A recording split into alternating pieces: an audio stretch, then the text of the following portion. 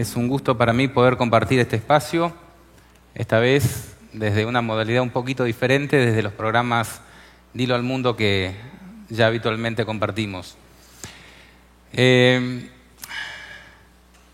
¿A cuánto les gusta entender la Biblia, entender la palabra de Dios?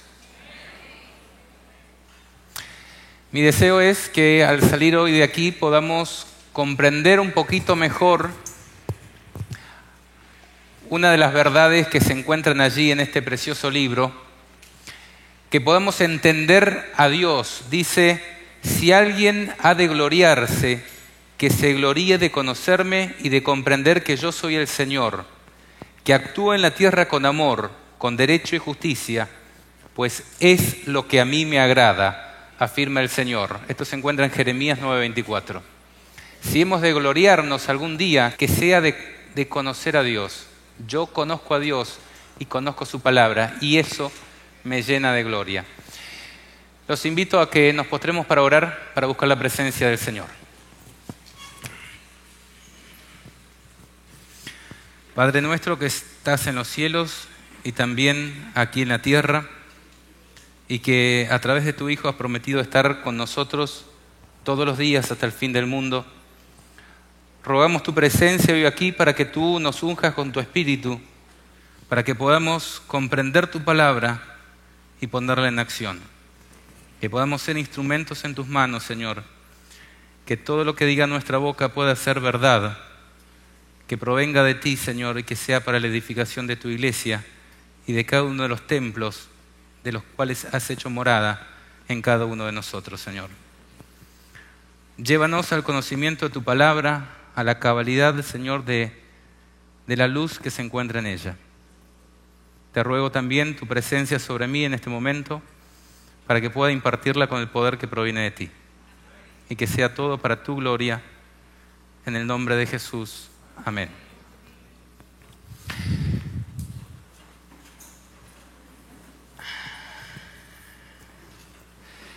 En Apocalipsis 12, nosotros encontramos la descripción de una batalla entre Cristo y Satanás, entre Miguel y sus ángeles y el dragón y sus ángeles.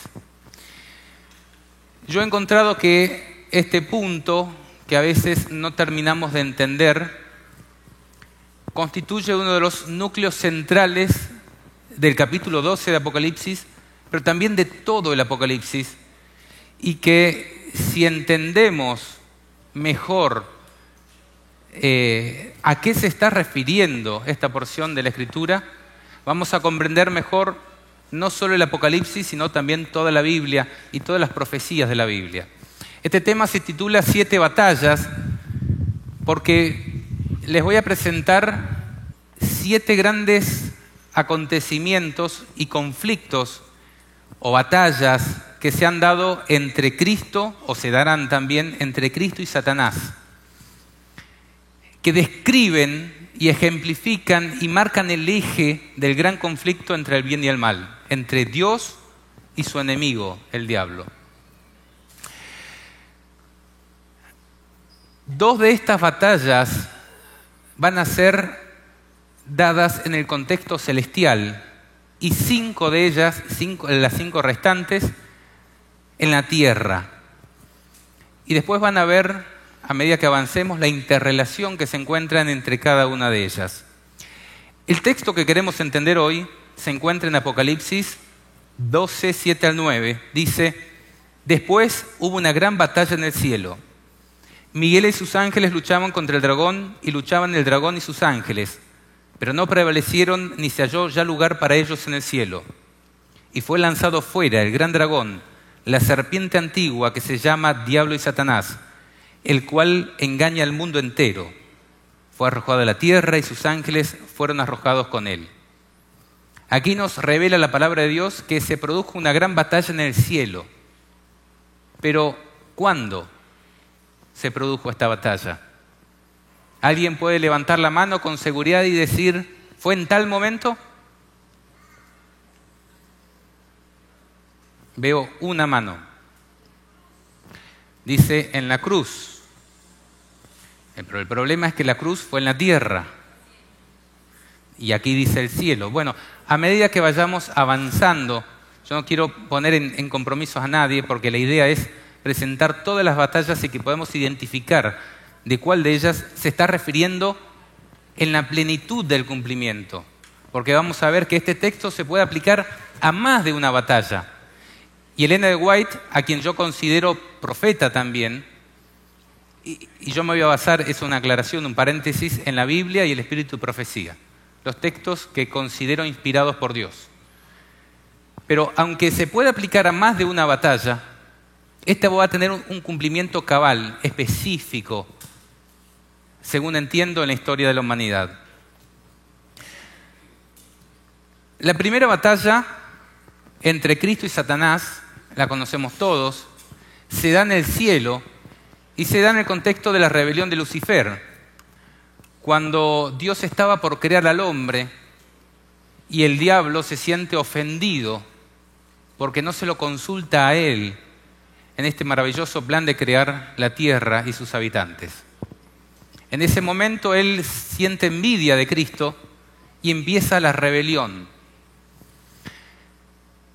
Y aunque podríamos aplicar el texto que leímos recién fuera de su contexto, o sea, sin tener en cuenta lo que dice Apocalipsis 12 antes y después a aquella batalla en el cielo, vamos a ver que Elena de White, aunque usa un texto muy parecido, palabras muy similares, no da como referencia Apocalipsis 12, 7 al 9 al describir aquella batalla.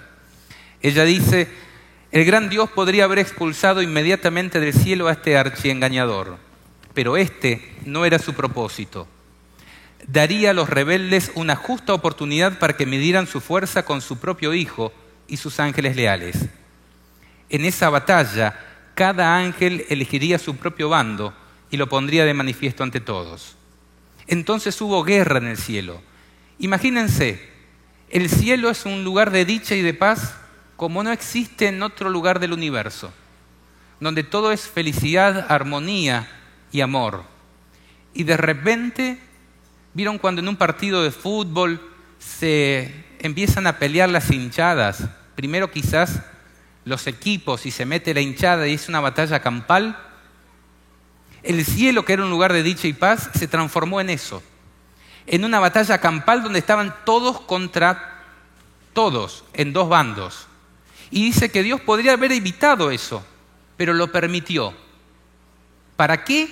Para que cada uno se posicionara por sí mismo en alguno de los dos bandos. Dice: entonces hubo guerra en el cielo. El Hijo de Dios, el príncipe celestial y sus ángeles leales entraron en conflicto con el archirrebelde y los que se le unieron. El Hijo de Dios y los ángeles fieles prevalecieron, y Satanás y sus seguidores fueron expulsados del cielo.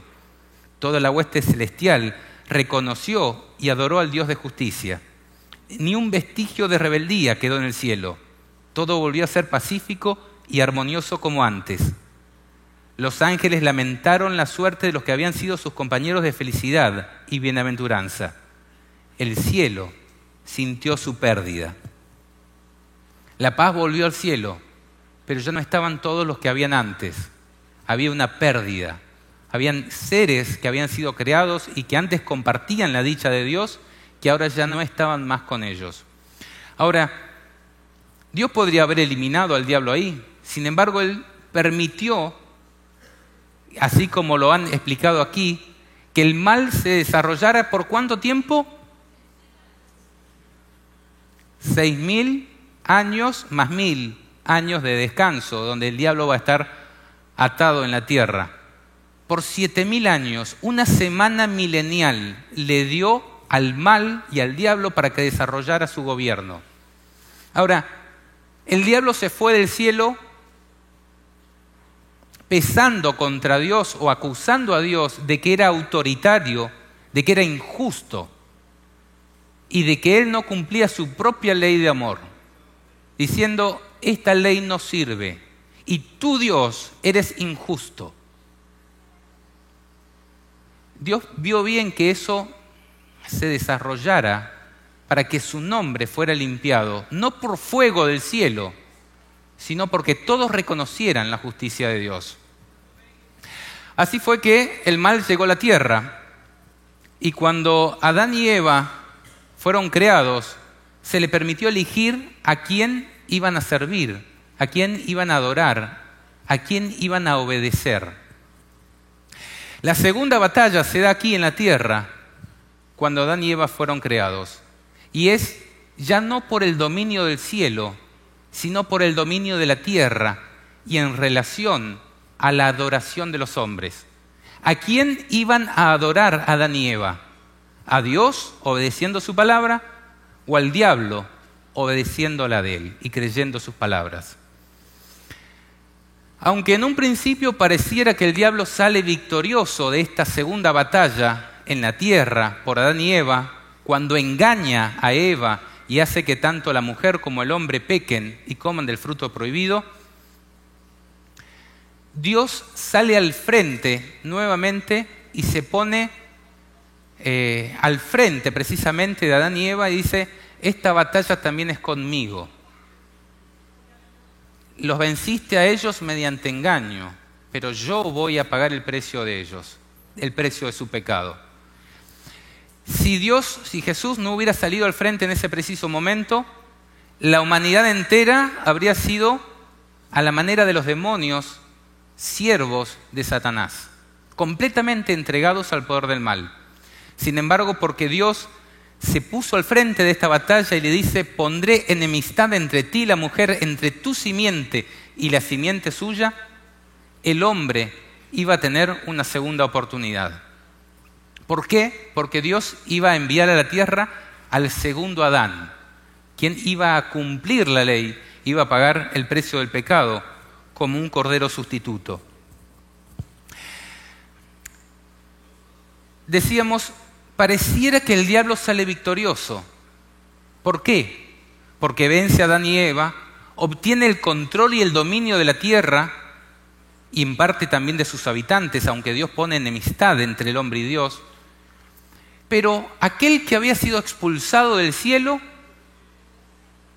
vuelve a recuperar el derecho de participar de las cortes y asambleas celestiales. Ya no como el ángel más encumbrado del cielo y siervo de Dios, sino como el representante de la humanidad. Y el libro de Job da testimonio de ello, cuando dice que Satanás se presenta ante Dios y le dice: Dios, ¿de dónde vienes? Y dice: de rodear la tierra y de andar por ella. Vengo de vigilar mis posesiones. Pero Jesús es el que sale vencedor, pero en una victoria un poco extraña, basada solo en el poder de su palabra. Sobre Dios seguía pesando la misma acusación: injusto, aún en esta ocasión. Pero Jesús dijo: yo voy a pagar el precio de su pecado. El creador de cada átomo que existe en el cielo y en la tierra, en todo el universo, se endeuda a sí mismo hasta la muerte. Dios deudor.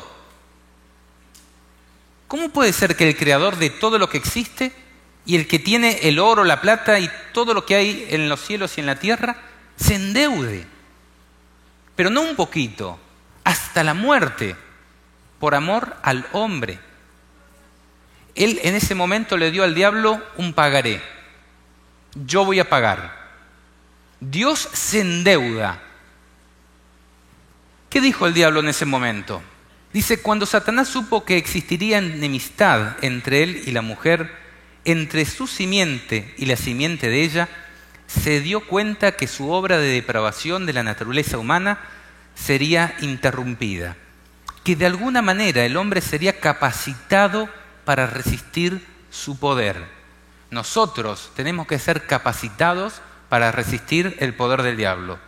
Sin embargo, cuando el plan de redención se dio a conocer, Satanás se regocijó con sus ángeles al pensar que por haber causado la caída del hombre, podría ahora hacer descender al Hijo de Dios de su elevada posición. Satanás declaró que hasta la fecha sus planes habían tenido éxito en la tierra y que cuando Cristo tomase la naturaleza humana, Él también podría ser vencido y así se evitaría la redención de la raza caída. Aquí el diablo dijo: está bien, Cristo va a conservar a la raza humana y va a seguir poniendo enemistad entre ella y yo. Pero así como vencía a Adán y Eva, cuando Jesús descienda de su elevada posición y se haga un siervo y se haga hombre, así como lo anticipó, lo voy a vencer igual que vencí a Adán y Eva. Y voy a triunfar sobre Dios, porque yo ya vencí sobre la humanidad, dijo. Y con sus demonios todos siguieron apasionados en la lucha contra Dios. Entonces la primera batalla se da en el cielo, cuando se revela Lucifer. La segunda se da en relación a la tierra y sus habitantes, la adoración de los hombres. La tercera batalla, ¿cuándo es? Cuando Moisés resucitó. También se da en la tierra.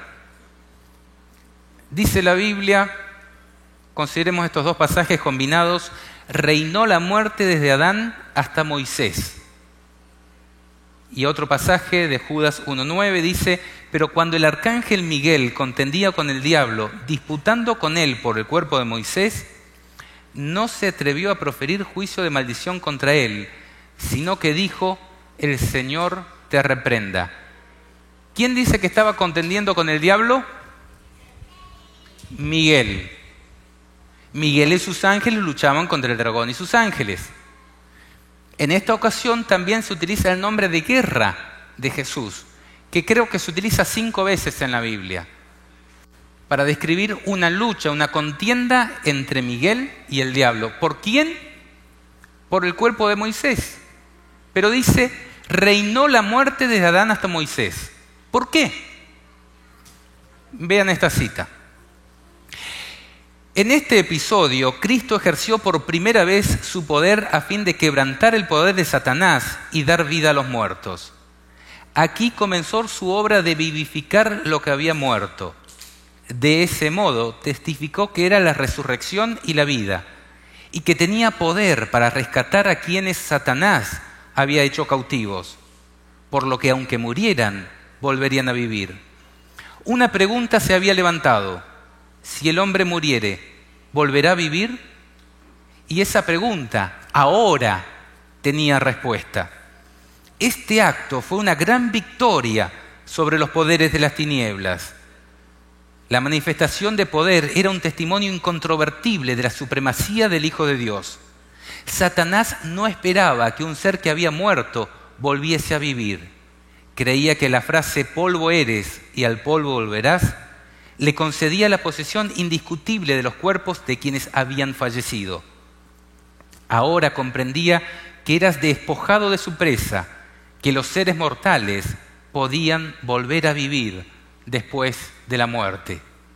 Por eso reinó la muerte desde Adán hasta Moisés. Hasta ese momento, ¿cuántos habían pecado? Todos. Entonces Satanás decía, todos estos merecen la muerte y murieron y fueron hechos polvos.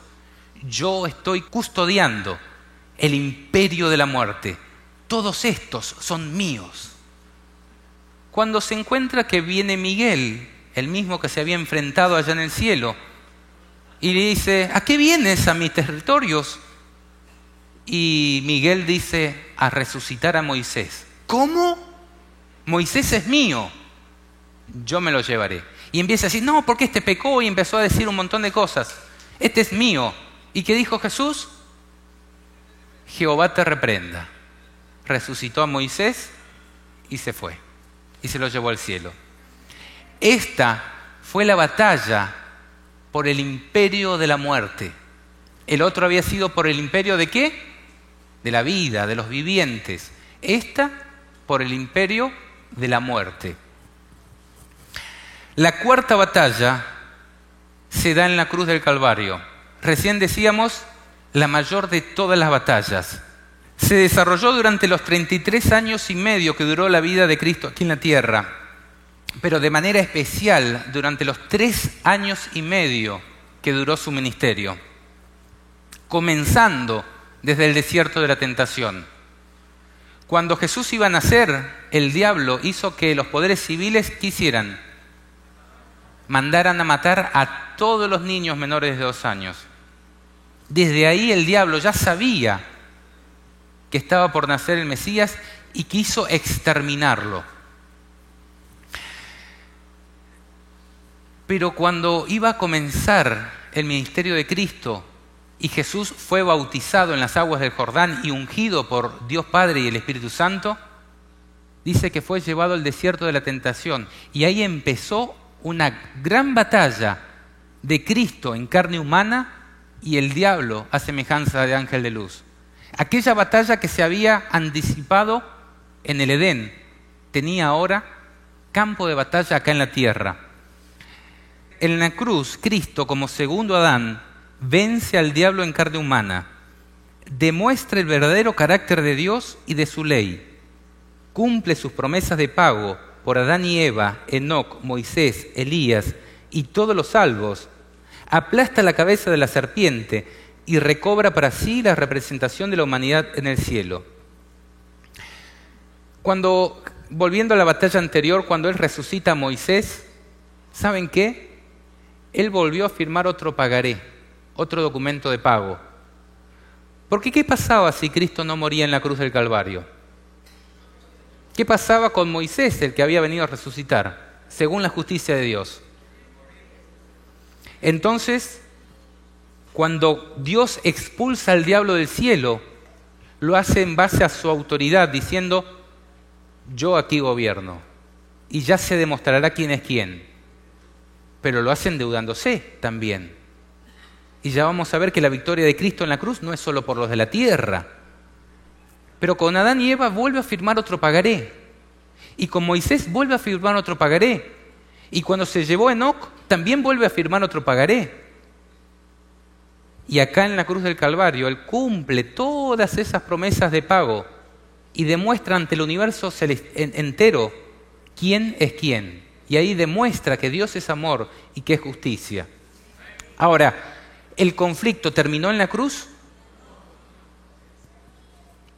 En ese momento se definió la cuestión entre Cristo y Satanás, se demostró sus caracteres, pero dice que a la mitad de la semana hará cesar el sacrificio y la ofrenda, la profecía de Daniel 9. Luego vendría ¿quién? El desolador, hasta que venga la consumación y lo que está determinado se derrame sobre el desolador. Es decir, no se acabó todo en la cruz, tenía que continuar la historia y se le daría más poder incluso al desolador, que es el diablo. Pero luego de vencer al diablo ahí en la cruz, Jesús dijo, toda potestad me es dada en el cielo y en la tierra. Por tanto, id y haced discípulos a todas las naciones. Y dice también Hebreos 2.14 y Colosenses 2.15, Cristo destruyó por medio de la muerte al que tenía el imperio de la muerte, esto es, al diablo. Y despojando a los principados y a las potestades, los exhibió públicamente, triunfando sobre ellos en la cruz. Ahora, aunque esta batalla es importantísima desde el punto de vista de quién es el que tiene la razón entre Dios y el diablo, yo entiendo que no podría tratarse específicamente de la batalla de Apocalipsis 12, 7 al 9, por una sencilla razón. La batalla de la cruz se da en la tierra, no en el cielo. Dice Elena de White en relación a este tema, Cristo no entregó su vida hasta que hubo cumplido la obra que había venido a hacer, y con su último aliento exclamó, consumado es. 1 Juan 19:30. La batalla había sido ganada. Su diestra y su brazo santo le habían conquistado la victoria. Como vencedor plantó su estandarte en las alturas eternas. ¡Qué gozo entre los ángeles! Todo el cielo se asoció al triunfo de Cristo y Satanás, derrotado, sabía que había perdido su reino. Y a continuación Elena de White describe el significado que tuvo esta victoria, no entre los hombres, porque Cristo había quedado solo aquí, sino entre los seres celestiales. Dice, había una maravillosa labor que Cristo debía realizar cuando vino a nuestro mundo. Satanás estaba manejando las cosas como le placía. El enemigo, como príncipe del mundo, había reclamado este territorio como suyo. Cristo vino a disputar el poder y la pretensión de Satanás y a rescatar a la raza humana de su poder opresivo. El campo de batalla estaba ¿dónde? Aquí, en este pequeño planeta. También en su libro El deseado de todas las gentes, ella dice: el clamor consumado es tuvo profundo significado para los ángeles y los mundos que no habían caído. La gran obra de la redención se realizó tanto para ellos como para nosotros. Ellos comparten con nosotros los frutos de la victoria de Cristo. Hasta la muerte de Cristo, el carácter de Satanás no fue revelado claramente a los ángeles ni a los mundos que no habían caído. El gran apóstata se había revestido de tal manera de engaño que aún los seres santos no habían comprendido sus principios y no habían percibido claramente la naturaleza de su rebelión. A continuación, ella hace aplicación de Apocalipsis 12, en este caso 10, en el contexto de la batalla de la cruz. Ella dice: si se hubiese podido encontrar un pecado en Cristo, si en un detalle hubiese cedido a Satanás para escapar a la terrible tortura, el enemigo de Dios y del hombre habría triunfado. Cristo inclinó la cabeza y murió, pero mantuvo firme su fe y su sumisión a Dios.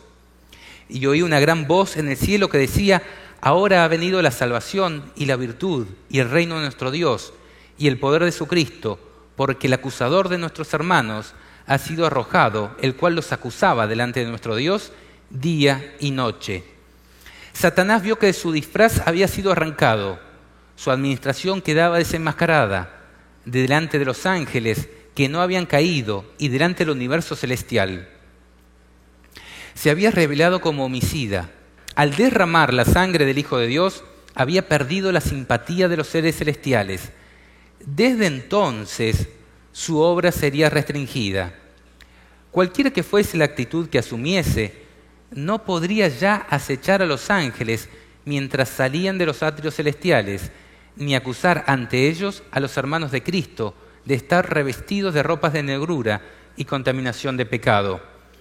Estaba roto el último vínculo de simpatía entre Satanás y el mundo celestial.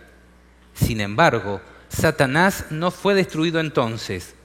Los ángeles no comprendieron, ni aún entonces, todo lo que entrañaba la gran controversia. Los principios que estaban en juego habían de ser revelados en mayor plenitud, y por causa del hombre, la existencia de Satanás debía continuar. Tanto el hombre como los ángeles debían ver el contraste entre el príncipe de la luz y el príncipe de las tinieblas. El hombre debía elegir a quién quería servir. Entonces aquí nos está diciendo claramente de que en ese momento se oyó un grito de triunfo y el diablo fue arrojado del cielo. Y que ya no tuvo más la posibilidad de acechar a los ángeles, porque ellos comprendieron, aunque en parte, el carácter malvado de Satanás. Ahora, ¿el hombre había comprendido esto? Pónganse en el momento de la crucifixión de Cristo. ¿Cuántos estaban de parte de Cristo y cuántos estaban de parte del diablo?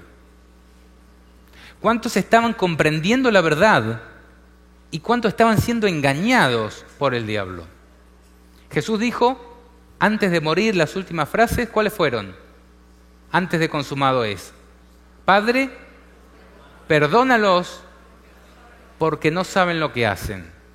Por causa del hombre que no sabía lo que estaba haciendo, porque aún continuaba siendo engañado y vencido por el diablo, a excepción de Cristo, el mal debía seguir desarrollándose. Hasta aquí el diablo había vencido sobre la humanidad, pero no sobre Cristo. Y aquí Cristo es el primero que vence sobre el diablo. Pero fíjense que dice la escritora Elena de White en relación a nosotros. La misma imagen de Dios se ha de reproducir en la humanidad. El honor de Dios y el honor de Cristo están comprometidos en la perfección de carácter de su pueblo. ¿Queda alguna duda? Dice, el honor de Dios y el honor de Cristo están comprometidos en la perfección de carácter de su pueblo. La misma imagen de Dios ha de reproducirse en la humanidad. En nuestra generación esto tiene que hacerse una realidad. Nosotros estamos llamados a cumplir esta promesa. Porque esta generación es la que tiene que vencer sobre la bestia, sobre el trono de la bestia, sobre el número de su nombre y sobre el diablo. Hasta ahora hemos sido vencidos, pero somos llamados a vencer sobre el diablo. La victoria de Cristo en la cruz arrojó nuevamente al diablo a la tierra. Y tal como lo describe Elena, dando como referencia Apocalipsis 12:7, Cristo recobra la representación de la humanidad y clarifica el carácter de Dios ante todos los seres celestiales. Ahora, ella también dice en The Spirit of Prophecy, una colección no traducida al español, a la muerte de Jesús, los soldados habían visto la tierra envuelta en una profunda oscuridad al mediodía. Pero en la resurrección vieron que el brillo de los ángeles iluminaba la noche y escucharon a los habitantes del cielo cantar con gran alegría y triunfo: has vencido a Satanás y los poderes de la oscuridad, has tragado la muerte en victoria. Y oí una voz fuerte que decía en el cielo: ahora ha venido la salvación y la fortaleza y el reino de nuestro Dios y el poder de su Cristo, porque el acusador de nuestros hermanos es abatido, es vencido, quien los acusó ante nuestro Dios día y noche. Y continúa: el derrocamiento de Satanás como acusador de los hermanos en el cielo se realizó por la gran obra de Cristo al renunciar a su vida. La victoria o el derrocamiento sobre Satanás se da en la cruz. El derecho, Cristo lo obtiene en la cruz. Pero tengan en cuenta que las profecías de la Biblia son dinámicas, no son estáticas, abarcan periodos de tiempo. Y fíjense lo que sigue diciendo. A pesar de la oposición persistente de Satanás, el plan de redención se estaba llevando a cabo. Se estimó que el hombre tenía suficiente valor para que Cristo sacrificara su vida por él. Satanás, sabiendo que el imperio que había usurpado le sería arrebatado, ¿cuándo? Al final decidió no escatimar esfuerzos para destruir a la mayor cantidad posible de las criaturas que Dios había creado a su imagen. Entonces, ¿cuándo iba a ser arrebatado el imperio? Al final. Entonces, el diablo es derrotado ahora, pero al mismo tiempo dice: después de la mitad de la semana vendrá el desolador, por 1260 años. Hay procesos dinámicos en las profecías de la Biblia. Y aunque aquí Cristo obtiene el derecho por la eternidad, veamos si el texto de Apocalipsis 12 tiene otros cumplimientos. Surge la pregunta: ¿la expulsión del diablo en este caso sería definitiva? ¿La expulsión del cielo? Ya había sido expulsado en el conflicto inicial, en la primera batalla, cuando se rebela. Ahora vuelve a ser expulsado cuando Cristo obtiene nuevamente la victoria sobre él, triunfando en la cruz. Pero, ¿volvería el diablo a tener acceso a las cortes celestiales? Muchos dicen que no. Y eso es lo que hemos creído hasta ahora. Ahora, déjenme tratar de responder esa pregunta en la continuidad de este estudio. Pero antes de seguir avanzando en todas estas batallas, hemos visto 4 hasta aquí, nosotros los adventistas del séptimo día entendemos que el juicio de Dios comenzó ¿cuándo? En 1844, y que está dividido en 3 etapas. Primero, desde 1844 hasta la segunda venida de Jesús, se da el juicio investigador, donde se deciden los casos de todas las personas, los muertos primero y luego los vivos. Luego viene el juicio de revisión, que es cuando los seres humanos que han sido salvos obtienen la facultad de ser jueces, tanto de los ángeles como de los seres humanos en el cielo, por 1000 años. Cristo no va a ejecutar su sentencia hasta que los salvos la revisen. Eso es magnífico. Y luego viene la ejecución de la sentencia divina, luego del milenio. Esto es las 3 etapas del juicio de Dios. Juicio investigador, desde 1844 hasta la segunda venida de Cristo. Juicio de revisión durante el milenio y juicio de ejecución de la sentencia luego del milenio. También dentro del primer juicio, que es el que más nos importa en este momento, el juicio investigador, nosotros tenemos 2 etapas: el juicio de los muertos y el juicio de los vivos.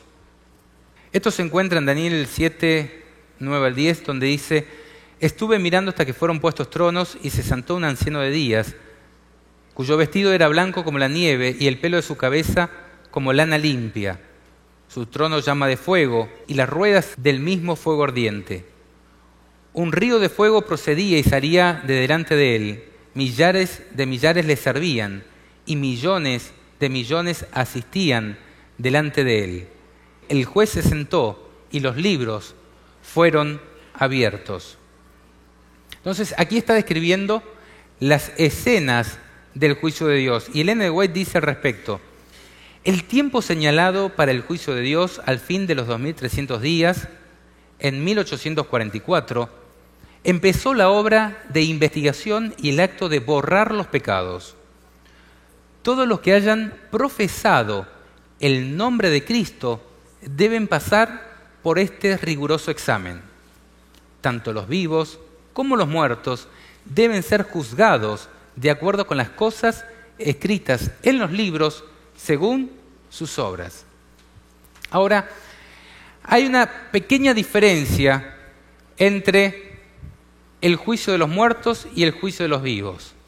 Ambos se van a decidir en base a las obras de las personas, porque son ellas las que testifican la fe de las personas. Pablo dice: yo te mostraré mi fe a través de ¿qué? De mis obras. Ahora, el juicio de los muertos se decide en base a un análisis minucioso de todas las obras que han hecho los muertos desde su nacimiento hasta su muerte. De sus obras también de arrepentimiento, de confesión, de fe, también de pecado. El juicio de los vivos también se va a realizar en base a un análisis de las obras de las personas, pero se va a decidir en base a una sola decisión que van a tomar las personas que van a marcar su destino eterno. Ellen G. White dice: el sábado será la gran piedra de toque de la humanidad. ¿Ustedes saben lo que es una piedra de toque? Bueno, si ustedes buscan en Wikipedia, van a ver que es algo así. Aquí hay un set con una piedra de toque. Es una piedra que sirve para conocer la pureza de metales como el oro y la plata. Se frota, se raspa una joya de oro en esta pieza, que es una piedra dura compuesta de muchos minerales que no son afectados por los ácidos, y luego sobre esta piedra de toque se vuelcan ácidos, y si cambia de color o no cambia de color es lo que le muestra al joyero la pureza y la calidad, si es de 18 quilates, si es 14, 9 quilates el oro. Ahí, a través de esta prueba donde hay fricción, donde hay ácidos, a través de este fuego de los ácidos se conoce la pureza de los metales. Ahora dice: el sábado será la gran piedra de toque.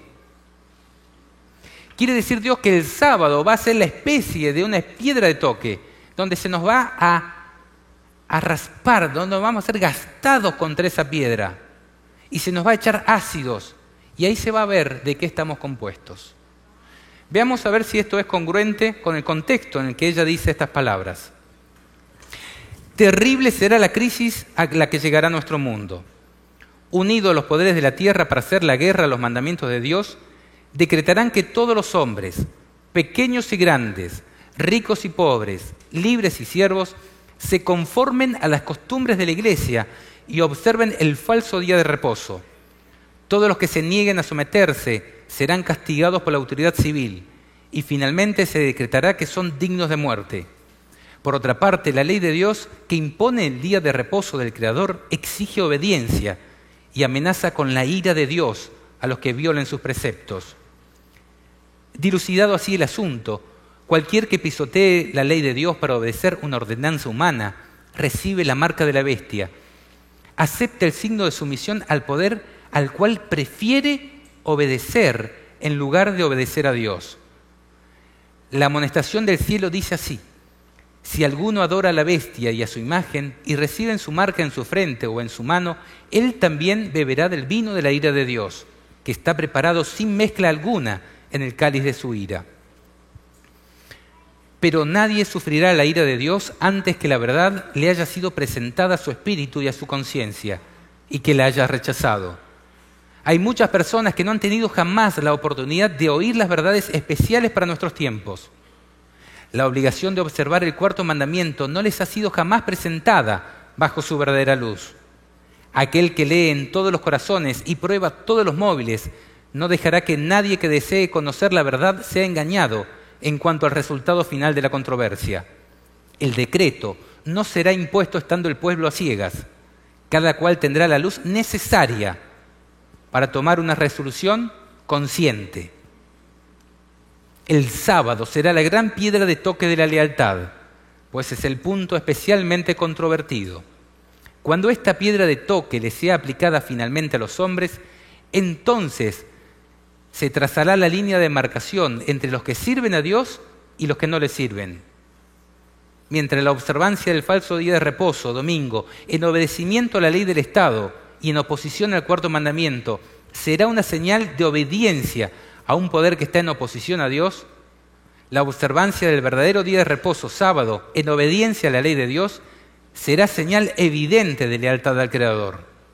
Mientras que una clase de personas acepta el signo de sumisión a los poderes del mundo, recibe la marca de la bestia, la otra, por haber escogido el signo de obediencia a la autoridad divina, recibirá el sello de Dios.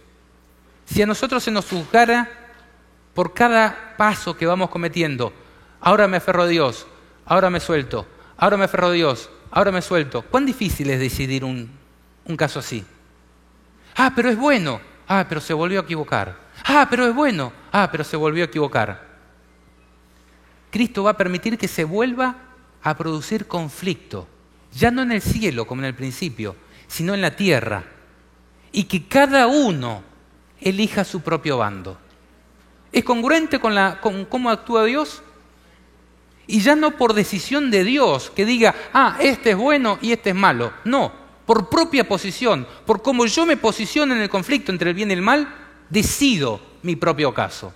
Así como los ángeles decidieron de qué lado ponerse, yo y todos los vivos tendremos que decidir de qué lado ponernos. Ahora, ¿qué tiene que ver todo esto con las batallas entre Cristo y Satanás? Pues a continuación voy a intentar demostrar que en el juicio investigador se van a librar dos batallas, una en el cielo y otra en la tierra. La quinta batalla, dijimos, la primera era en el cielo, con la rebelión de Lucifer, la segunda en la tierra, por el dominio de la tierra y de los seres vivientes, la adoración de los vivientes, la tercera por el imperio de la muerte, la cuarta en la cruz del Calvario, la quinta batalla, yo entiendo que es el juicio de los muertos. Cuando cada caso vaya a ser presentado en el juicio de Dios, tenemos un juez, que es Dios Padre, tenemos un abogado, que es Jesús, tenemos testigos, que son todos los ángeles y los seres no caídos, y también hay un acusador. ¿Será que se le va a permitir la entrada al diablo en este juicio? ¿Será que se le permitió ya, porque se viene desarrollando desde 1844?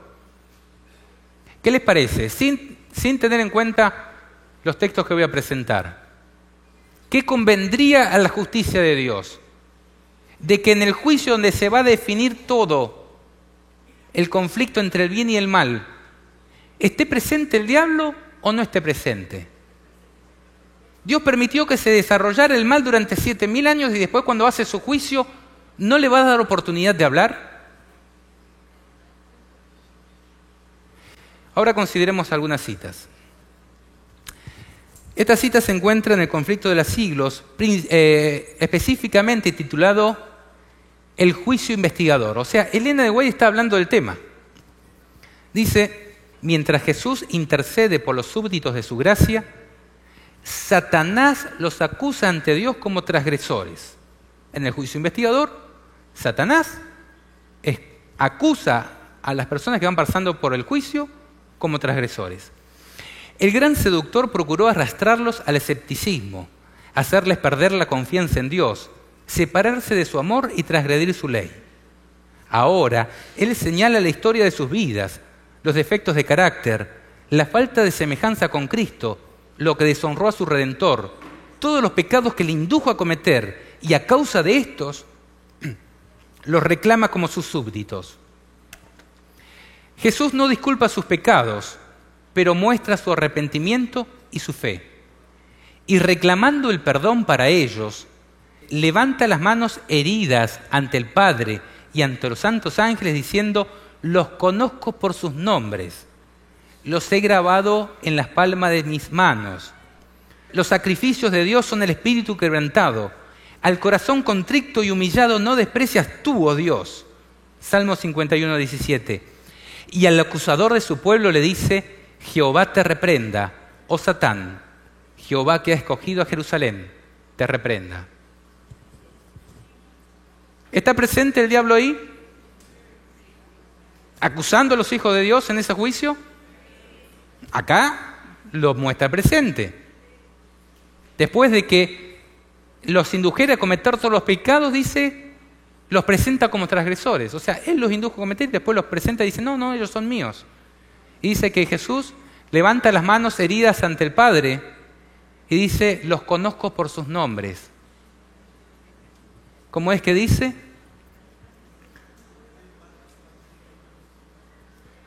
Los conozco por sus nombres, los he grabado en las palmas de mis manos. Los sacrificios de Dios son el espíritu quebrantado. Al corazón contrito y humillado no desprecias tú, oh Dios. Imagínense a Dios diciendo: miren, se arrepintieron y yo morí por ellos.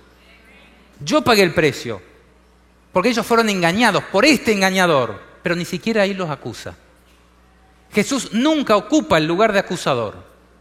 Esa es tarea del diablo. Y al diablo, tal como hizo en el caso de Moisés, oh casualidad, en un conflicto por el imperio de la muerte, en este caso en el juicio de los muertos, le vuelve a decir las mismas palabras: Jehová te reprenda, oh Satán. Le tapa la boca: Jehová te reprenda, yo morí por él. Ahora yo pregunto, en este caso el diablo ¿toma conocimiento de las personas que han muerto y que son reclamadas por Cristo? Sí, está ahí, abogando por su perdición y Cristo abogando por su salvación. ¿Quién es el que acusará a los hijos de Dios? Si Dios es el que intercede por ellos. Él se entera de todos los seres humanos que murieron y que serán salvos. ¿Va a suceder lo mismo en el caso de los vivos? Luego vamos a ver eso. Así como Satanás acusaba a Josué y a su pueblo, en todas las edades ha acusado a los que buscaban la misericordia y el favor de Dios. Es el acusador de nuestros hermanos, el cual los acusaba delante de nuestro Dios día y noche. Apocalipsis 12:10.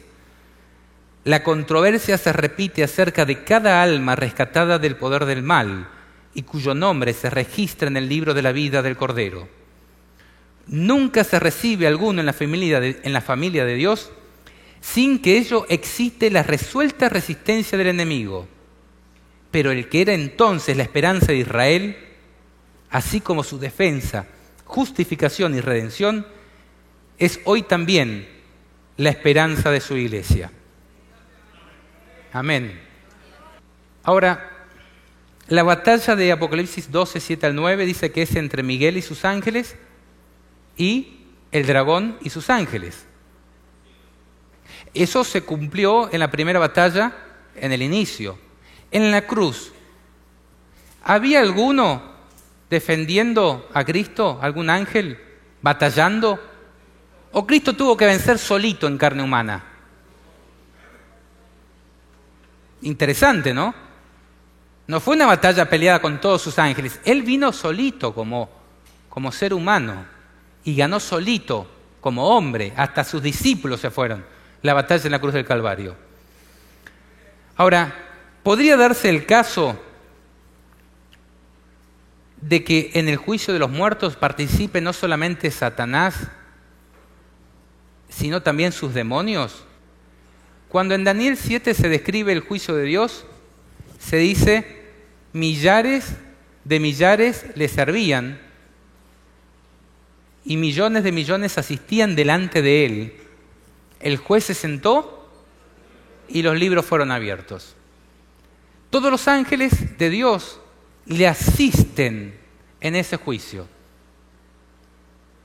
Porque ellos fueron los que estuvieron con las personas que van a pasar ahí.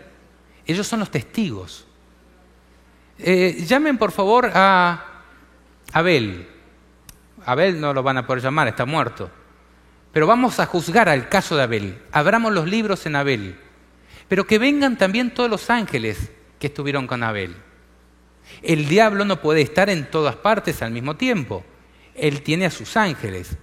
Entonces, cuando se va a juzgar a Abel, o se va a juzgar a Noé, o se va a juzgar a Abraham, a cualquier persona que haya muerto, todos los ángeles de Dios que estuvieron involucrados en ese caso asisten al Hijo de Dios en ese juicio, trayendo todas las pruebas donde esa persona se arrepintió. Así como también, para que sea justo, todos los ángeles del diablo asisten al diablo trayendo todos los pecados que cometió esa persona y todos los registros que ellos tomaron acerca de esa persona que ha muerto, presentándola como el criminal más grande de la tierra. Por eso es que es una batalla entre Miguel y sus ángeles, contra el diablo y sus ángeles. Pero no es una batalla militar, como se dio en el principio.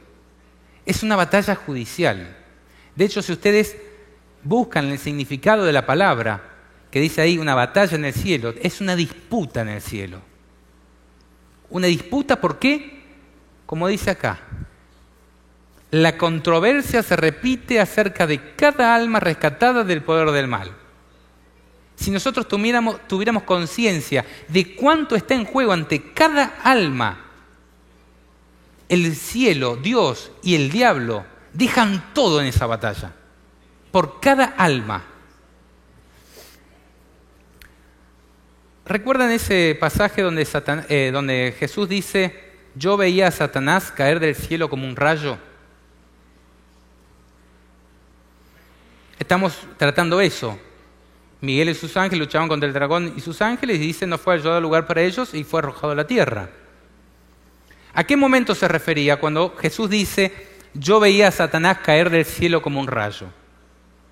¿Se refería al momento original donde fue expulsado por primera vez? ¿Se refería al momento de la cruz? Vamos a leer una cita de Elena de White. Y yo creo que ustedes abran la mente porque nosotros debemos comprender la Escritura de esta manera. Escenas pasadas y futuras se presentaron a la mente de Jesús. Está comentando este pasaje, ¿eh? Escenas pasadas y futuras se presentaron a la mente de Jesús. Esto es Deseado de toda la gente, página 455. Vio a Lucifer cuando fue arrojado por primera vez en los lugares celestiales. Entonces no, era sí. La primera vez que dice, yo veía a Satanás caer del cielo como un rayo, Jesús la vio en este momento, acá dice. Vio a Lucifer cuando fue arrojado por primera vez de los lugares celestiales. Pero vio más que el pasado. Dice, miró hacia adelante, a las escenas de su propia agonía, cuando el carácter del engañador sería expuesto ante todos los mundos. Oyó el clamor, consumado es. Aquí es la segunda vez, el segundo cumplimiento, el cual anunciaba que la redención de la raza caída quedaba asegurada para siempre, que el cielo estaba eternamente seguro contra las acusaciones, los engaños y las pretensiones de Satanás. Acá están dos veces. Las 2 primeras veces que Satanás fue arrojado del cielo como un rayo. De paso, los querubines, que Satanás es un querubín cubridor, se mueven como rayos. Cuando dice que estaba el trono de Dios y se oyen truenos, voces y relámpagos que van y vienen, son los querubines y los ángeles más poderosos de Dios que van y vienen. En este caso, Satanás fue arrojado del cielo a la tierra como un rayo. Pero a continuación Elena dice en la página 455 del Deseo de todas las gentes, más allá de la cruz del Calvario, con su agonía y vergüenza, Jesús miró hacia el gran día final. Estas escenas pasadas y futuras implican también un cumplimiento, ¿cuándo? En el gran día final, cuando el príncipe de las potestades del aire será destruido en la tierra durante tanto tiempo mancillada por su rebelión. Contempló la obra del mal terminada para siempre y la paz de Dios llenando el cielo y la tierra. Entonces, esta cita, yo veía a Satanás caer del cielo como un rayo, tiene 3 cumplimientos, porque Jesús vio hacia atrás y hacia adelante. Ahora, veamos esa cita. Se encuentra en Lucas 10, 18. Yo veía a Satanás caer del cielo como un rayo. ¿De qué estaba hablando Jesús en ese momento? Ay de ti, Cosarín, ay de ti, Betsadia, que si en Tiro y en Sidón se hubiesen hecho los milagros que se han hecho en vosotras, tiempo ha que sentadas en silicio y en ceniza se habrían arrepentido. Por lo tanto, ¿cuándo? En el juicio será más tolerable el castigo para Tiro y Sidón que para vosotras. Yo veía a Satanás caer del cielo como un rayo. Está hablando del juicio. El tercer cumplimiento que decía Elena. La 6ª batalla, yo entiendo que se va a producir luego de que el diablo sea expulsado del cielo al concluir el juicio de los muertos. Y al ser expulsado del cielo, porque no solamente se va a juzgar a los muertos, sino a las instituciones que el diablo ha tenido en esta tierra, eso ya lo voy a comentar un poquito más en detalle enseguida. El diablo sabe de que está frente a la última oportunidad que Dios le va a conceder en esta tierra. En justa batalla, en medir fuerzas.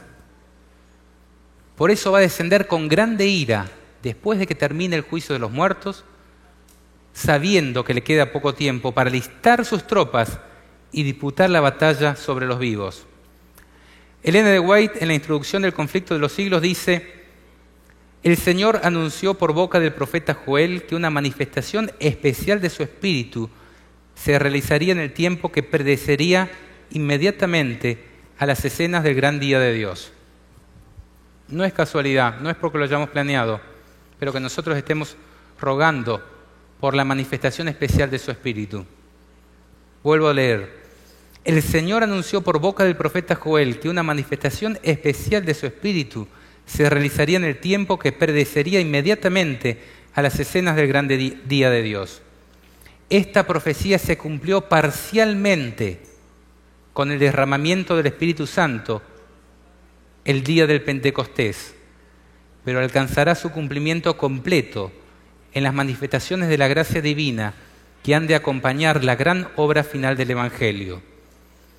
El gran conflicto entre el bien y el mal aumentará en intensidad hasta la consumación de los tiempos.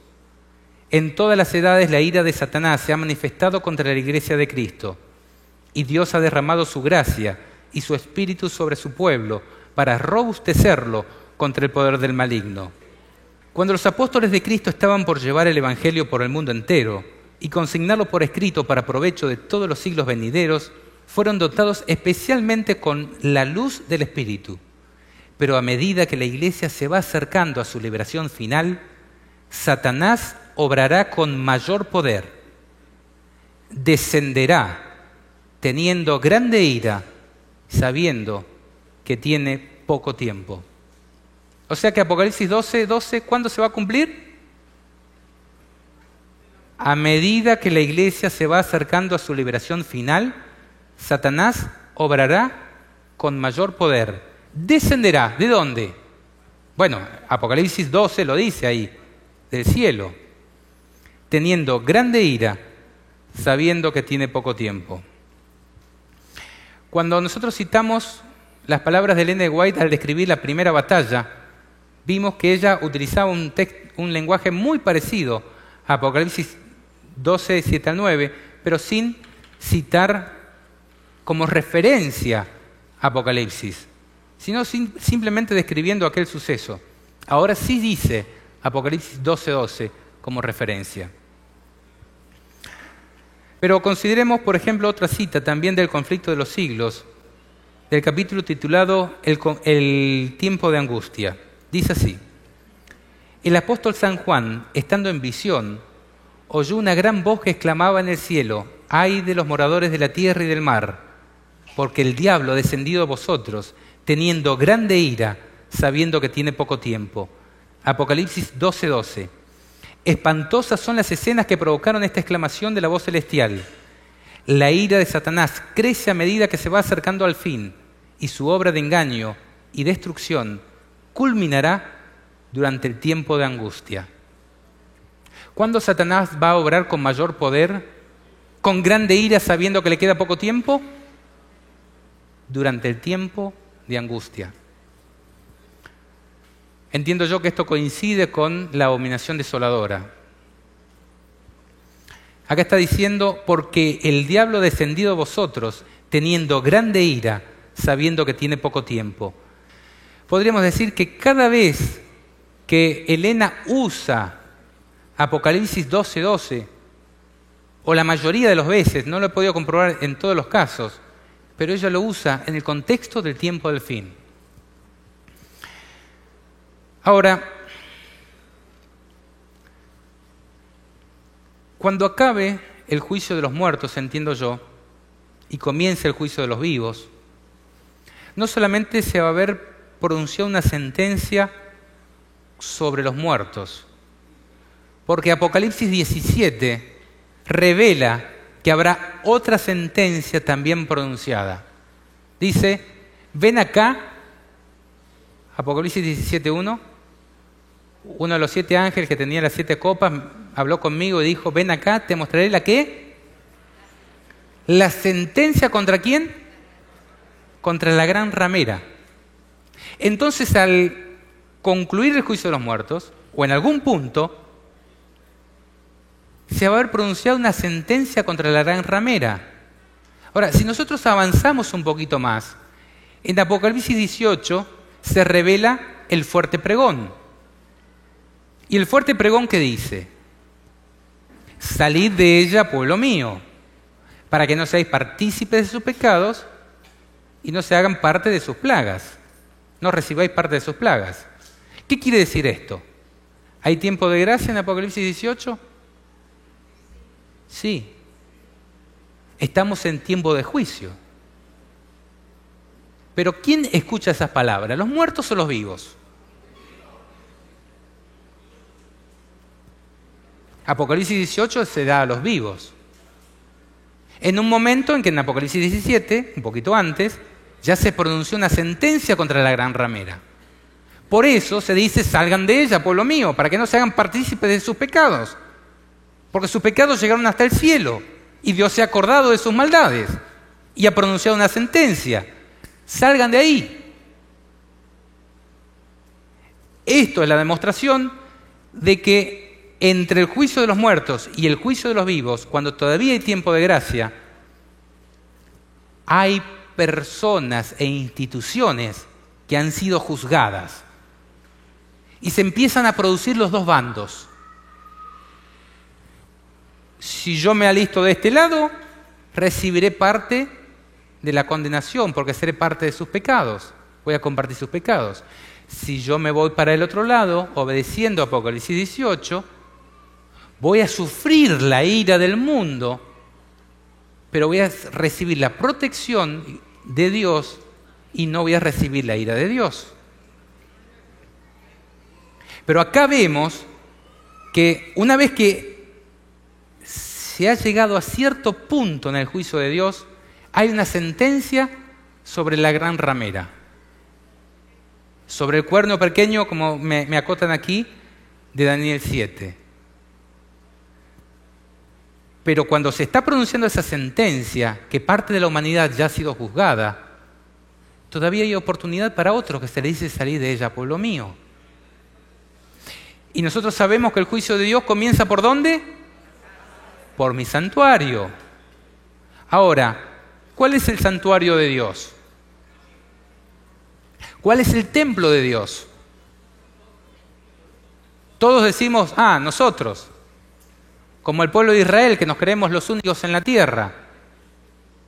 Bueno, si decimos el santuario, el Israel de Dios únicamente es la iglesia adventista, pues entonces tenemos que tener mucho cuidado, porque Ezequiel 9, 8 y 9 está describiendo ahí adoradores del sol y abominaciones en toda la dirigencia de esa iglesia. O nuestra dirigencia está copada completamente o está abarcando un poquito más que solamente la iglesia adventista. Ahora, yo creo que es esta segunda opción. Porque cuando se dice que el anticristo, ¿dónde se sienta? En el templo de Dios, haciéndose pasar por Dios. Entonces el templo de Dios incluye un poquito más que la iglesia adventista. Y se extiende ante la iglesia cristiana, la iglesia de Jesús, la que lleva su nombre. Por eso el anticristo se sienta en el templo de Dios, de la iglesia cristiana, haciéndose pasar por Dios y diciéndose su representante, el representante, el vicario de Cristo en la tierra. Por eso cuando el juicio de Dios comience, y en esto estoy de acuerdo con Mark Chambers, en otras presentaciones que he hecho, comienza por el templo de Dios en toda su extensión, principalmente por la dirigencia, el cuerno pequeño, el papado, Roma y todos los romanos, que se encuentran en las diferentes iglesias que constituyen Babilonia. Y aquellas que no las constituyen, pero están infiltradas, también serán juzgados, según yo entiendo. Porque el juicio comienza por los dirigentes, de arriba hacia abajo. No importa tanto la denominación, desde los que tienen más conocimiento, más poder y más influencia, hasta los más inocentes. Y ahora quiero mostrarles una cita. Yo recién les preguntaba, ¿será que Satanás conoce el destino de las personas en el caso del juicio de los vivos?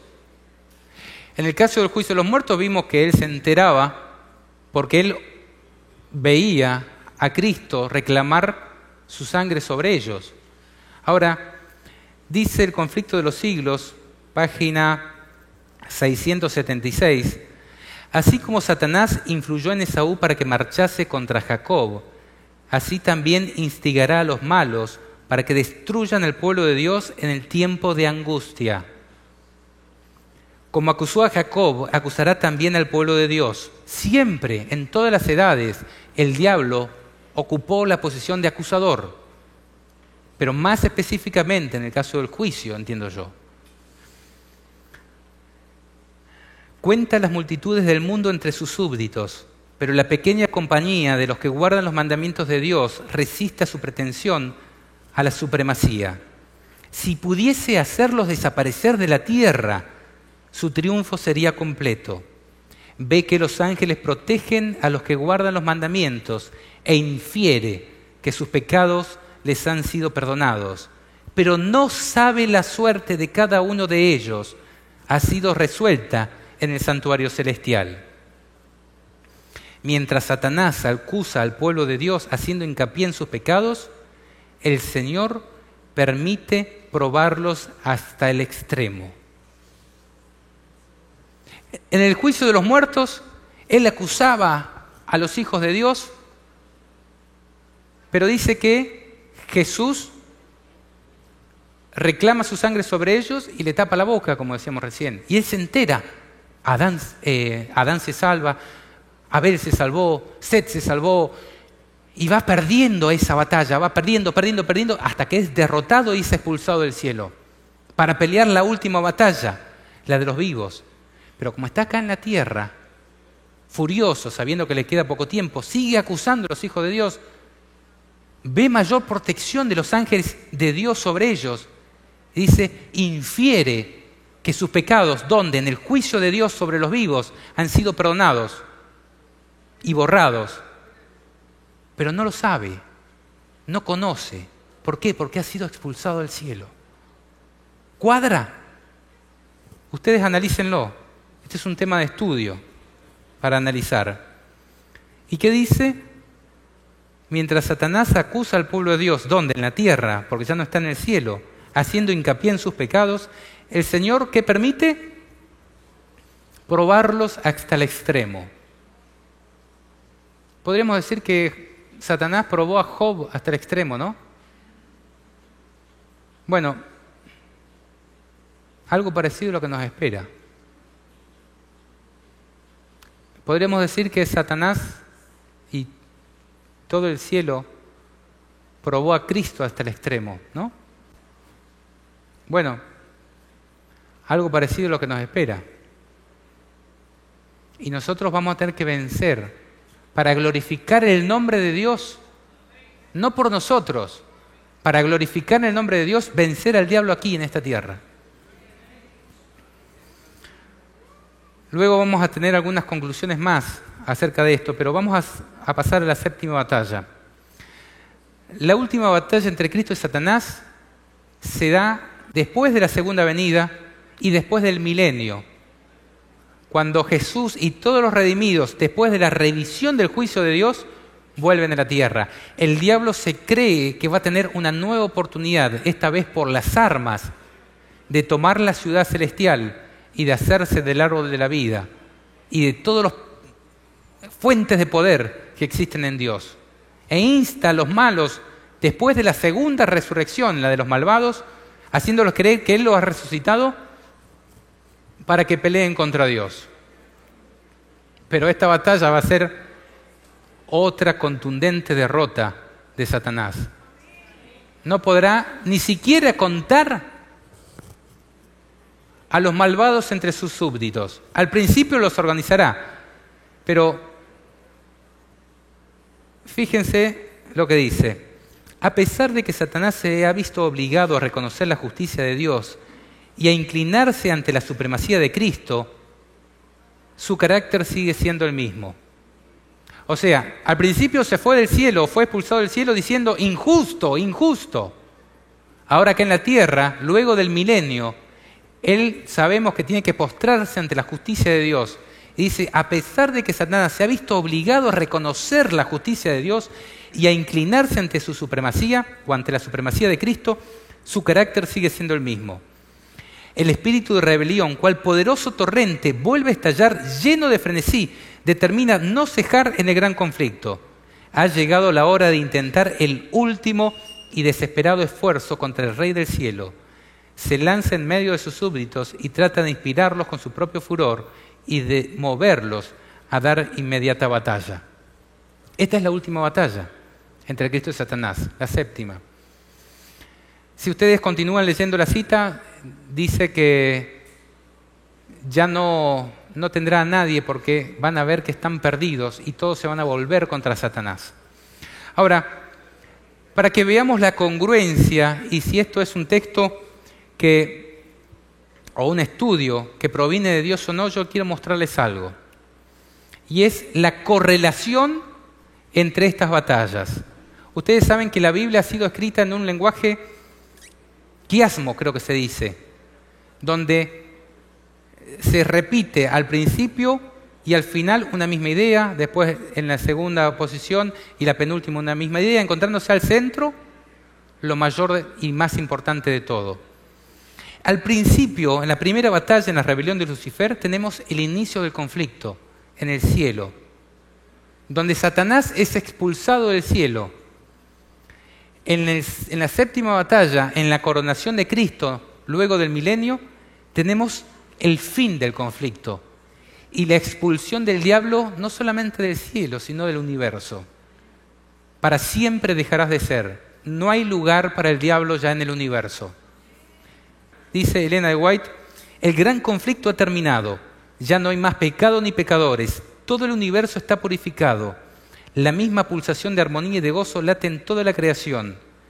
De aquel que todo lo creó manan la vida, luz y contentamiento por toda la extensión del espacio infinito.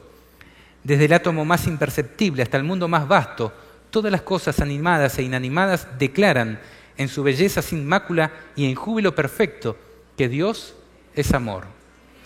Así como la paz volvió al cielo, en la séptima batalla la paz volverá al universo entero. Y vamos a haber sentido la pérdida también. Pero gracias a Dios eso va a ser pasado y Dios enjugará las lágrimas de todos los ojos.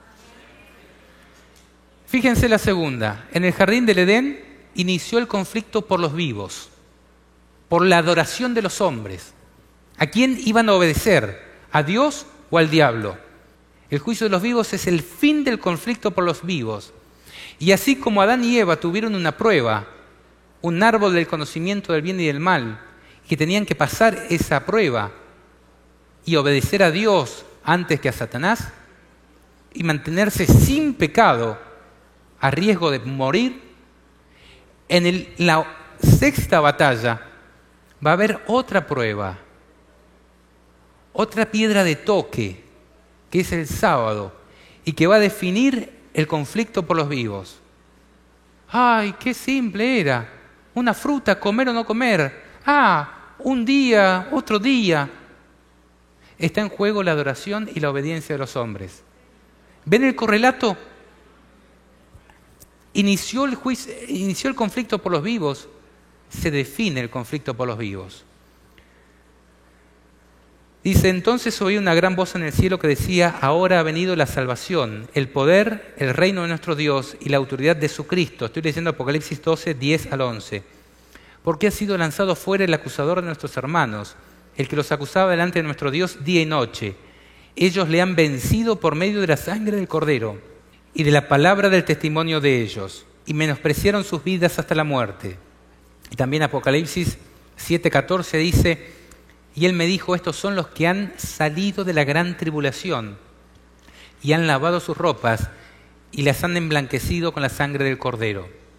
Adán y Eva fue vencido por el diablo, pero los redimidos de la última generación vencerán al diablo.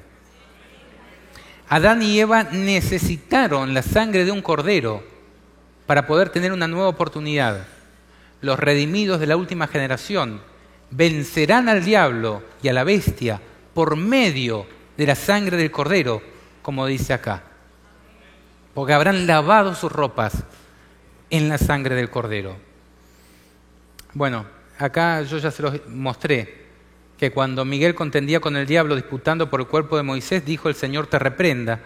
Y también en las escenas del juicio de los muertos, vuelve a contender con el diablo diciéndole las mismas palabras, el Señor te reprenda.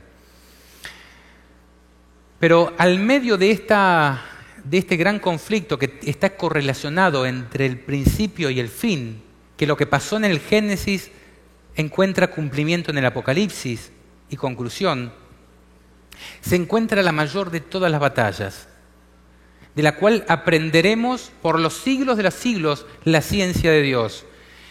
Si hay una batalla de la que se hablará por la eternidad, no va a ser de la del juicio de los vivos, en la cual yo vencí al diablo, no.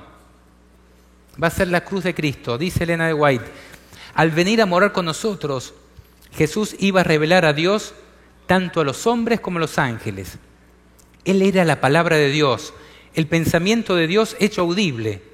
En su oración por sus discípulos dice, yo les he manifestado tu nombre, misericordioso y piadoso, tardo para la ira y grande en benignidad y verdad, para que el amor con que me has amado esté en ellos y yo en ellos. Pero no solo para sus hijos nacidos en la tierra fue dada esta revelación. Nuestro pequeño mundo es un libro de texto para el universo. El maravilloso y misericordioso propósito de Dios, el misterio del amor redentor, es el tema en el cual desean mirar los ángeles y será su estudio a través de los siglos sin fin. Tanto los redimidos como los seres que nunca cayeron hallarán en la cruz de Cristo su ciencia y su canción.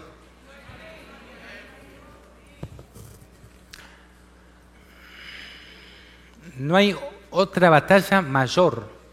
En esa batalla Cristo demostró quién es Dios, reveló su nombre, misericordioso y piadoso. Hasta entonces era sabio, justo, pero ahí demostró su nombre como misericordioso y piadoso. Y eso es lo que revela a Dios, la cruz de Cristo. Ahora, si hemos comprendido estas 7 batallas, ¿se comprendieron? ¿Puedo ver sus manos? ¿Puedo escuchar un amén? Si hemos comprendido estas 7 batallas, vamos a poder comprender mejor Apocalipsis 12. El texto clave es este. Después hubo una gran batalla en el cielo. Miguel y sus ángeles luchaban contra el dragón y luchaban el dragón y sus ángeles, pero no prevalecieron, ni se halló lugar para ellos en el cielo. Fue lanzado fuera el gran dragón, la serpiente antigua, que se llama Diablo y Satanás, el cual engaña al mundo entero. Fue arrojado a la tierra y sus ángeles fueron arrojados con él. Ahora, repasemos, yo les invito a que busquen sus Biblias, Apocalipsis 12, a ver si lo podemos entender completo, de principio a fin. Dice: apareció en el cielo una gran señal, una mujer vestida de sol con la luna debajo de sus pies, y sobre su cabeza una corona con 12 estrellas. Y estando encinta, clamaba con dolores de parto, en la angustia del alumbramiento. ¿A quién representa esta mujer? A la iglesia de Dios. ¿Desde qué momento?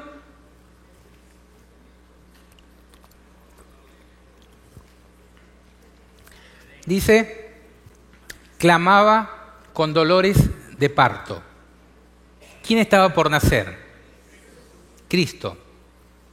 Yo creo que es un poco después del Edén, que es justamente cuando está por nacer Cristo.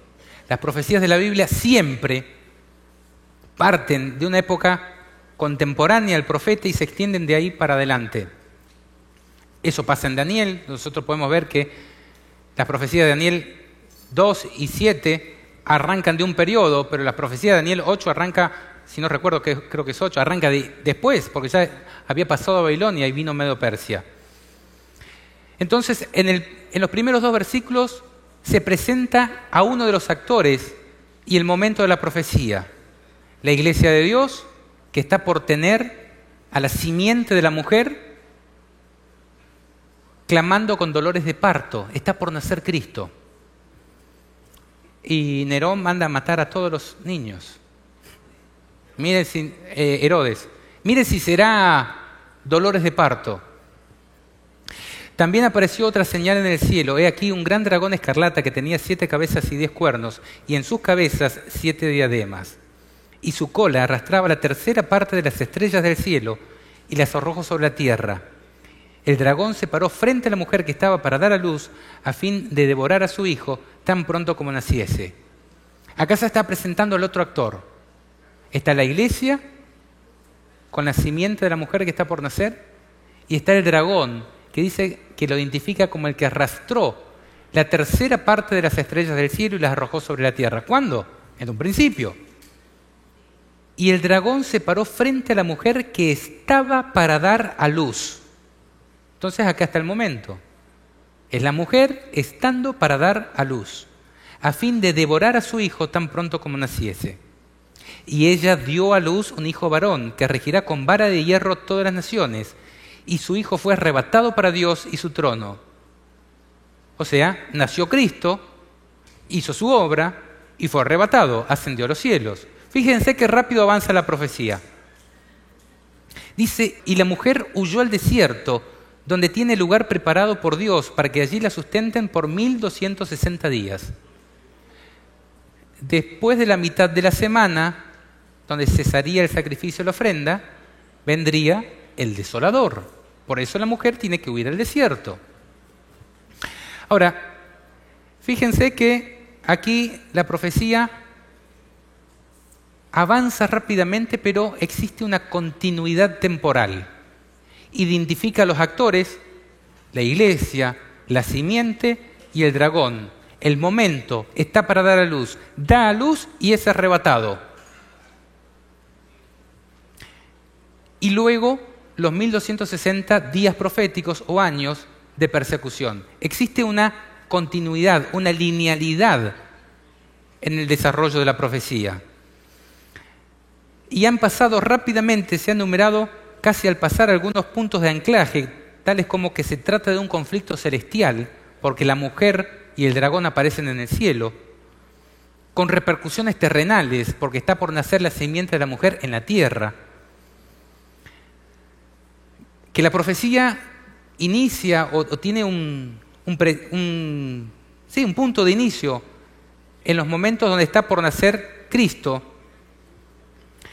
que éste es arrebatado para reinar en el futuro, y que luego la mujer, es decir, la iglesia, debía sufrir por 1260 días de persecución.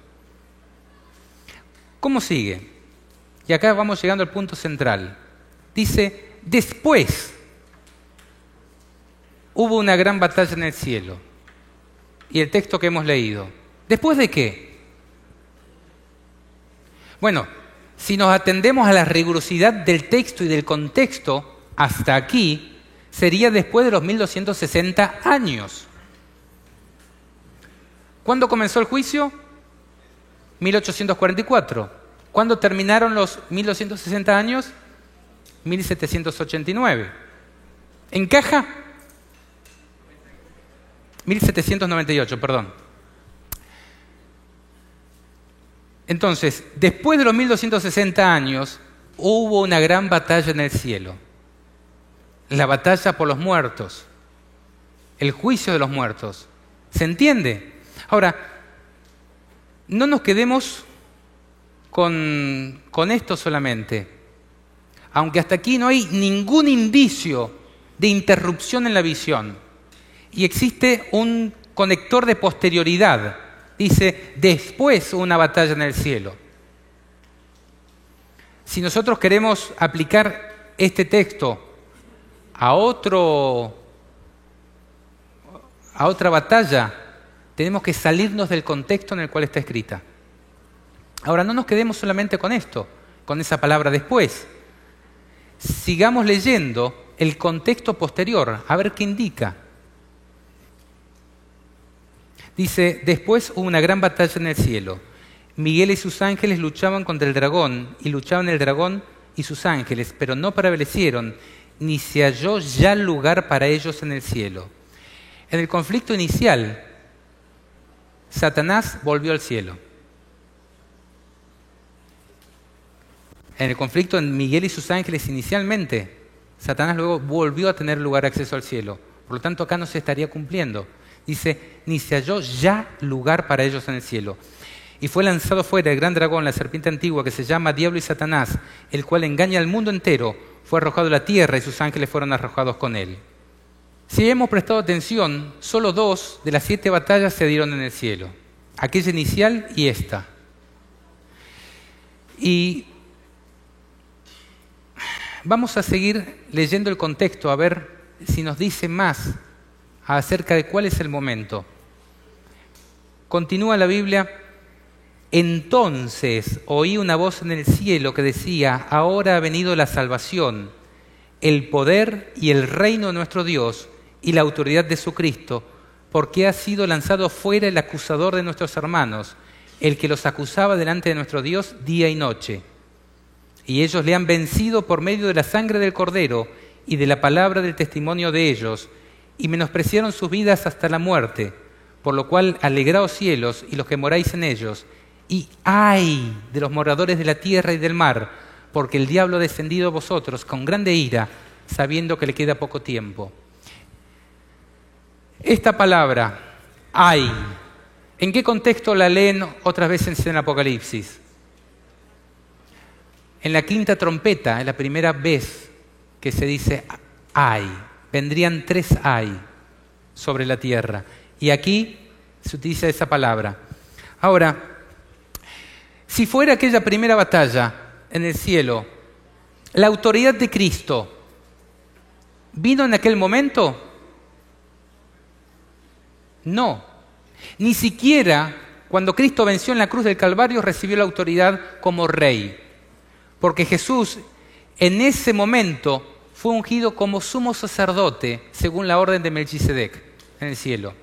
Y tal como dice el Salmo 110, Dios le dijo: siéntate a mi diestra hasta que ponga a tus enemigos por estrado de tus pies. Entonces Jesús empezó a oficiar, no como rey, teniendo la autoridad de rey, sino de sacerdote, de sumo sacerdote en el cielo.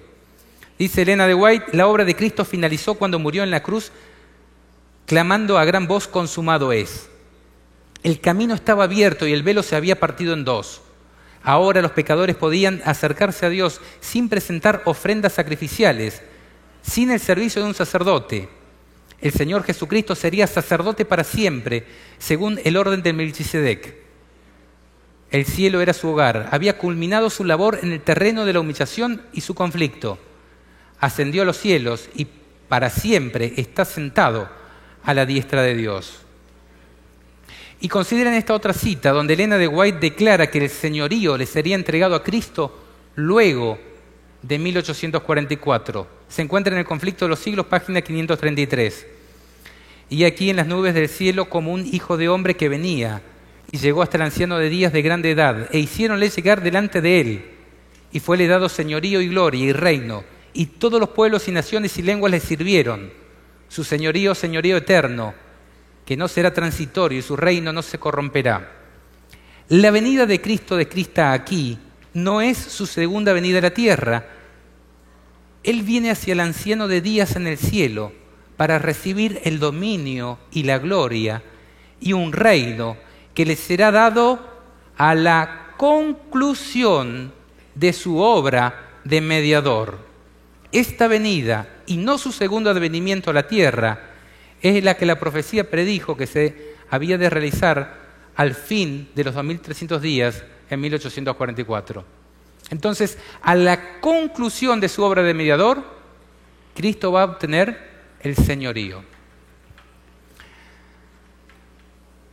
Quiero avanzar un poquito más rápidamente para poder concluir, pero yo quiero mostrarles que Cristo va a tener 3 ungimientos. Cristo fue ungido como Cordero de Dios en las aguas del Jordán. Cristo fue ungido como sumo sacerdote en el día del Pentecostés, tal como lo expuso hoy el pastor Mark Chambers en el sermón de la mañana. Y Cristo va a ser ungido como Rey de Reyes luego del juicio de los muertos, entiendo yo. Dice: entonces oí una voz en el cielo que decía: ahora ha venido la salvación, el poder y el reino de nuestro Dios y la autoridad de su Cristo. ¿Luego de qué? De que fuera expulsado el diablo. Según yo entiendo, después de que termine el juicio de los muertos, donde ya no se halle lugar para el diablo en el cielo. Ahora, ¿será que Cristo se va a vestir de sus ropas reales en ese momento, cuando sea ungido como rey? Vamos a ver que el acto de toma de poder de Dios, de Cristo, la asunción de poder por parte de Cristo también va a estar dividida en 3 etapas. A Dios le encanta el número 7 y el número 3. Va a ser ungido como rey luego del juicio de los muertos, en eso que estamos estudiando. Pero ahí no va a terminar el tiempo de gracia. Ahí es donde se va a producir el derramamiento del Espíritu Santo para la última gran batalla por la adoración de los hombres, el juicio de los vivos. Cristo se va a vestir de ropas reales cuando acabe el tiempo de gracia. Pero ¿será que Cristo va a ser coronado en ese momento? No. Cristo recién va a ser coronado como Rey de Reyes y Señor de Señores luego del milenio, cuando retorne a la tierra junto con todos los salvos y el diablo tenga que reconocer su justicia. Recién ahí se va a producir el acto de coronación de Cristo ante el universo celestial, en la tierra. Veamos un ejemplo con el rey David. ¿Cuándo fue ungido como rey el rey David? Bastantes años antes, o algunos años antes, de que entrara en posesión de ese reinado. Cuando Saúl aún gobernaba Israel. Y desde que fue ungido, el Espíritu de Dios tomó posesión de David y salió a pelear, por ejemplo, contra David y Goliat. De la misma manera, Cristo, cuando sea ungido, el Espíritu Santo va a descender sobre él y sobre toda su iglesia y va a salir a pelear contra Goliat en la última gran batalla por los vivos. Acá, cuando David fue ungido como rey, ¿tenía vestiduras de rey? No. Recién se vistió de rey cuando murió Saúl. Ahora, ¿se lo había coronado como rey? No. Después de varios años, cerca de 7 años creo, y después de vencer a sus enemigos, a los que le disputaban el poder, fue coronado como rey cuando todos los del pueblo de Israel y de todos los pueblos vecinos vinieron al acto de coronación de David.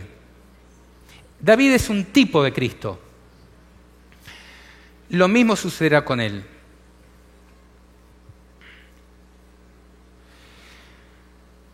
Ahora, sigamos analizando el contexto, a ver si esto es congruente. Dice, y cuando el dragón vio que había sido arrojado a la tierra, persiguió a la mujer que había dado a luz al hijo varón. Nosotros como adventistas del séptimo día, sabemos que la bestia, ¿cuántas veces va a perseguir a la iglesia? 2 veces. En la Edad Media la persiguió y cuando vuelva a resurgir del abismo, la Biblia dice, la bestia que has visto era y no es, y está para subir del abismo e ir a perdición. Y los moradores de la tierra, aquellos cuyos nombres no están escritos desde la fundación del mundo en el libro de la vida, se asombrarán viendo la bestia que era, no es y será. Entonces yo entiendo de que cuando el diablo sea arrojado nuevamente a la tierra, cuando se le cierre el poder de seguir acusando a los hijos de Dios en el cielo, retornará con gran poder nuevamente para perseguir a la mujer. Y mientras se produce la abominación desoladora y la persecución de los hijos de Dios, Dios va a estar derramando su espíritu al mismo tiempo sobre su iglesia. Y ahí se va a producir el conflicto por los vivos. Continúa el texto, y se le dieron a la mujer 2 alas de gran águila para que volase delante de la serpiente al desierto, a su lugar, donde es sustentada por un tiempo, 2 tiempos y la mitad de un tiempo. Acá cuando dice a su lugar, y hay otras traducciones que dice para que volviese al desierto, está dando la idea de que no es su primera huida al desierto, está volviendo a un lugar que ya conoce, a su lugar, al desierto, porque se trata de la segunda persecución del diablo sobre su iglesia. En periodo de tiempo es el mismo, en uno simbólico y en otro literal, pero los tiempos y la mitad de un tiempo, de Daniel 7:25 por ejemplo, tienen una doble aplicación en mi entendimiento para los 1260 años de persecución, como cuando vuelva a perseguir a la mujer luego del juicio de los muertos y se esté desarrollando la disputa por los vivos. 3 años y medio de prueba, así como Cristo tuvo, va a tener la iglesia de Dios en el tiempo del fin. Si ustedes ven en toda la historia, tiempos, en la mitad de un tiempo, anuncian tiempos de angustia y de prueba. Chequen en sus Biblias. Ahora, ¿qué va a pasar en ese entonces? Yo quiero que ustedes puedan comprender esto, porque esto es el sustento teórico de mucha información que hay alrededor de tiempos y la mitad de un tiempo. Dice, y la serpiente arrojó de su boca tras la mujer agua como un río, para que fuese arrastrada por el río. ¿Qué significan las aguas en la Biblia? Pueblos, muchedumbres, naciones y lenguas. Durante los 1260 años de persecución anteriores, ¿fue la gente la que persiguió a la iglesia de Dios? No. Pero acá dice que la serpiente arroja agua como un río.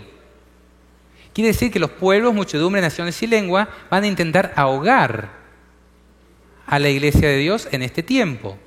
en el tiempo, según yo entiendo, de la segunda etapa de persecución, de tiempo y la mitad de un tiempo.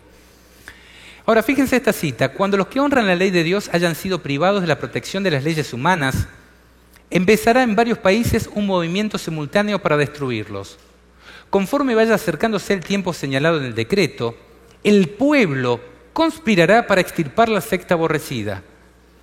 ¿Quién va a conspirar? Las aguas. Pueblos, muchedumbre, naciones y lenguas. Porque el dragón va a arrojar a las aguas, a la gente sobre nosotros. Principalmente a los que se decían nuestros hermanos. Se convendrá en dar una noche el golpe decisivo que reducirá completamente al silencio la voz disidente y reprensora. Suenan, ¿no?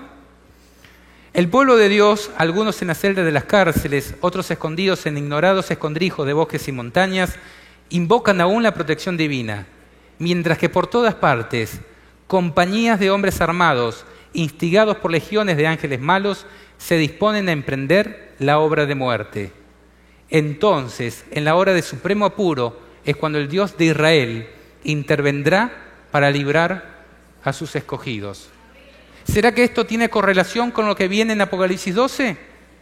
Veamos. Pero la tierra ayudó a la mujer, pues la tierra abrió su boca y tragó el río que el dragón había echado de su boca. La tierra en este caso está simbolizando la obra de Dios de neutralizar lo que hace el diablo de arrojar a la gente en contra nuestra. Si las aguas representan a los pueblos, muchedumbres, naciones y lenguas que sostienen el poder del papado, el secamiento de las aguas simboliza el momento en que el papado pierde el poder sobre estos pueblos, muchedumbres, naciones y lenguas. ¿Y saben cuándo va a suceder esto? Cuando se ha derramado la quinta y la sexta plaga. El quinto ángel derramó su copa sobre el trono de la bestia y su reino se cubrió de tinieblas. Y mordían de dolor sus lenguas y blasfemaron contra el Dios del cielo por sus dolores y por sus úlceras, y no se arrepintieron de sus obras.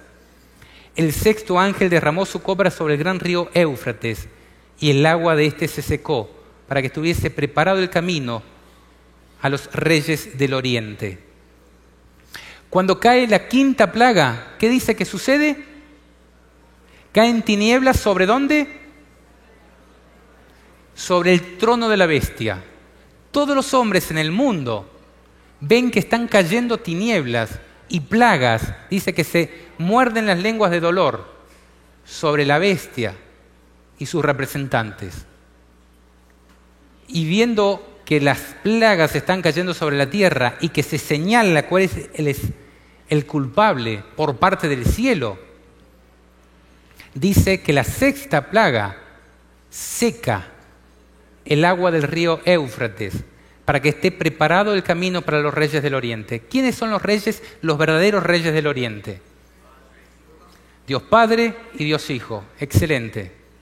¿Por qué se va a preparar el camino para los reyes del oriente? Nosotros en la historia de Babilonia encontramos el tipo de esto. Dice que los reyes del oriente, Ciro y Darío, representando a Dios Padre y a Dios Hijo, desviaron el lecho del río Éufrates y secaron el río que nutría el poder de Babilonia e ingresaron por ahí. Y en una noche se terminó el poder de Babilonia. Lo mismo va a suceder en este caso.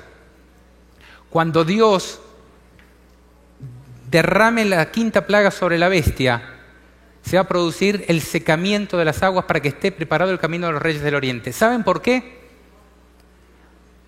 Analicen las batallas del pueblo de Israel. Cuando Dios quería luchar con sus enemigos, los confundía y arrojaba tinieblas para que se maten entre ellos. Cuando los hombres se den cuenta de que su caso es desesperado y que han estado luchando contra Dios, engañados por Babilonia, se van a volver contra Babilonia y se va a producir entre ellos, entre todos los malvados, sin la protección del Espíritu Santo que esté conteniendo los vientos, con los vientos sueltos, tal escena de lucha y de guerra entre los malvados, que si Cristo no interviene y no viene en ese mismo momento, se autodestruyen. Por eso está preparado el camino. Porque si Dios no obra en ese momento, se matan todos unos a otros.